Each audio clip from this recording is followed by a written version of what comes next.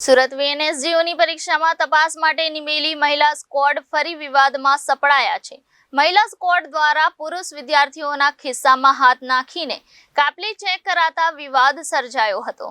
આ બાબતની ફેક્ટ કમિટીએ ગંભીર નોંધ લીધી હતી। વીર નર્મદ દક્ષિણ ગુજરાત યુનિવર્સિટીના કુલપતિની પ્રતિક્રિયા આપતા જણાવ્યું હતું કે આ બાબત ફેક્ટ કમિટીની તપાસમાં સામે આવી છે। આ બાબતે વિગતવાર આગામી દિવસોમાં વધુ એક વખત ફેક્ટ કમિટી દ્વારા તપાસ કરવામાં આવશે। ફેક્ટ કમિટીનો રિપોર્ટ જરૂર પડીએ સત્તામંડળ સમક્ષ પણ રજૂ કરવામાં આવશે, જ્યાં જે નિર્ણય આવે ત્યારબાદ કાર્યવાહી કરવામાં આવશે। વધુમાં કુલપતિએ જણાવ્યું હતું કે અગાઉ પણ આ પ્રકારે ચેકિંગ કરવામાં આવતું જ હતું અને પરીક્ષા દરમિયાન આ પ્રકારે ચેકિંગ કરી શકાય છે।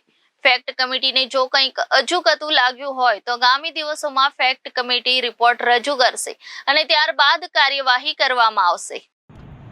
જી સાહેબ, મહિલા સ્કોડે પુરુષ વિદ્યાર્થીની ચેકિંગ કર્યું હતું અને કંઈક ફેક્ટ કમિટીએ તપાસનો આદેશ આપ્યો છે। કઈ રીતની તમને માહિતી મળી અને શું કાર્યવાહી થશે?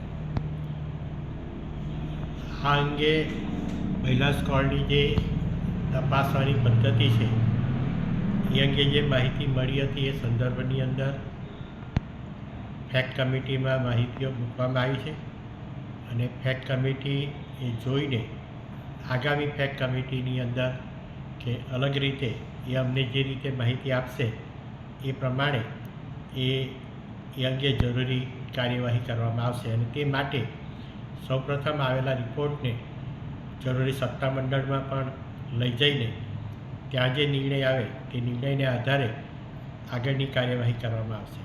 સાહેબ, ખિસ્સામાં હાથ નાખવો વિદ્યાર્થીના અને તેના શર્ટ ઊંચો કરાવીને તપાસ કરવું કેટલું યોગ્ય કહેવાય આ મહિલા ટીમ માટે? સામાન્ય રીતે એ ચેક કરવાના ભાગરૂપે આ પ્રક્રિયા કરવામાં આવી છે, જેથી એ આઈની રૂટીન પ્રક્રિયા હોય છે કે તે વિદ્યાર્થીઓના ગજવા કે એ પ્રકારે પણ એ સામાન્ય સંજોગોમાં વિદ્યાર્થીઓ પાસે ચેક કરાવતા હોય છે। મતલબ મહિલા સ્કોડ આ કાર્યવાહી કરી શકે ખરી? રેગ્યુલર ચેકઆઉટના રૂપે વિદ્યાર્થી કે વિદ્યાર્થીની બંનેના જે જ્યાં એમને શંકાસ્પદ લાગે તે એ લોકોને શાંતિથી અલગ રીતે રાખીને ચેક કરી શકે છે। સાહેબ, આમાં બીજી કોઈ કોલેજોના ફૂટેજ મંગાવાયા હોય એવું કંઈ?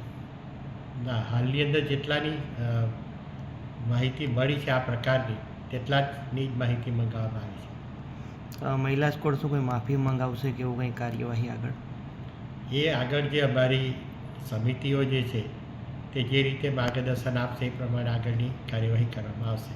આમાં સાહેબ પ્રાથમિકમાં એવું હતું કે મહિલા સ્કોડને કોઈ એસઓપી જ નથી આપી એવું એમનું કહેવું છે ચેકિંગ માટે।